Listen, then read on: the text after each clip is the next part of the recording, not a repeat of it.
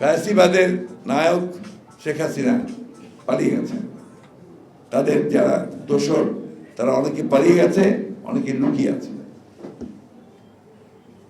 নতুন সরকার গঠন হচ্ছে, একটা ইন্টারিম সরকার, অন্তর্বর্তীকালীন সরকার, এবং সেই সরকারের প্রধান হচ্ছেন আমাদের সকলের অত্যন্ত শ্রদ্ধেয় মানুষ প্রফেসর ডক্টর ইউনূস আলী। আরও শ্রদ্ধেয় ব্যক্তিরা এর সদস্য হয়েছে। এদের কাছে আমাদের প্রত্যাশা অনেক। আমরা সবাই মনে করি যে এই ইন্টারিম গভর্নমেন্ট তারা অবশ্যই যৌক্তিক সময়ের মধ্যে তারা একটা নির্বাচনের ব্যবস্থা করবেন। আমি নির্বাচন কথার উপরে খুব জোর দিতে চাই, এবং যে সংস্কারের প্রশ্নটা এসছে, সবসময় আসছে, সেই সংস্কারের ব্যাপারেও নির্বাচনটা অত্যন্ত গুরুত্বপূর্ণ। কারণ the final authority is the people. সেটা কীভাবে আসবে?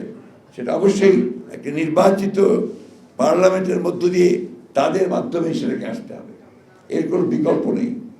সুতরাং কয়েকজন ব্যক্তি একটা সংস্কার করে দেবেন, এটা আমি বিশ্বাস করি না।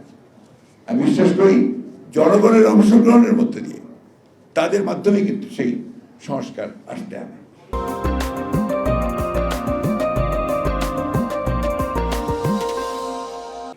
আমরা বিশ্বাস করি যে আমাদের এখন যারা ইন্টারিম গভর্নমেন্টে কাজ করছেন তারা সবাই অত্যন্ত আন্তরিক, তারা যোগ্য মানুষ, কিন্তু আমরা এটাকে আরো ভিজিবল দেখতে চাই, আরো দৃশ্যমান দেখতে চাই।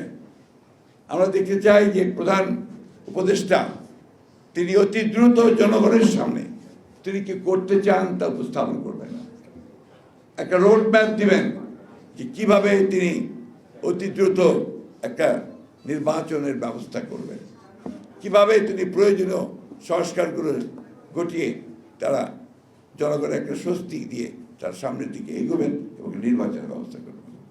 আমরা দেখতে চাই না যে সমস্ত ব্যক্তিরা হাসিনার পাশে থেকে, হাসিনার সঙ্গে থেকে তার দোসর হয়ে তারা মানুষের উপর নির্যাতন নিপীড়ন করেছে, লুটপাট করেছে, দেশের পাচার করে দিয়েছে, তাদেরকে আমরা আশেপাশে দেখতে চাই না। তাই পত্রিকায় যখন আমরা ছবি দেখি যে ওই সমস্ত লোকেরা আবার সংগঠিত হয়ে বিভিন্ন গুরুত্বপূর্ণ ব্যক্তিদের সঙ্গে দেখা করছেন, তখন আমরা একটু উদ্বিগ্ন হই, চিন্তিত হই।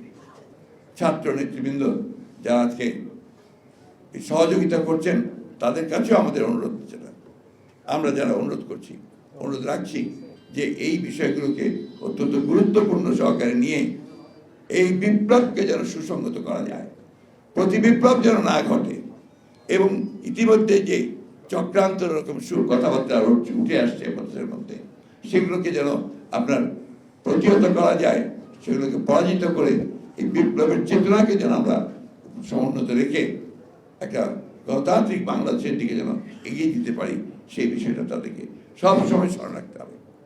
আমি আবার রিপিট করতে চাই যে অবশ্যই অতি দ্রুত জনগণের যে চাহিদা, সেই চাহিদাকে পূরণ করার জন্যে রাজনৈতিক দলগুলোর সঙ্গে আলোচনা করে একটা কিভাবে একটা নির্বাচন অতি দ্রুত করা যায় এবং সেই প্রয়োজনীয় সংস্কার করা যায়, সেটা নিয়ে এই ইন্টারিম গভর্নমেন্ট কাজ করবেন বলে আমরা প্রত্যাশা করি।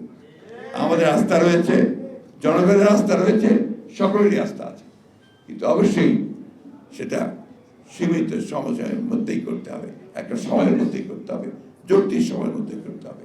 তা না হলে যে উদ্দেশ্য, সেই উদ্দেশ্য সম্পূর্ণ ব্যাহত হবে।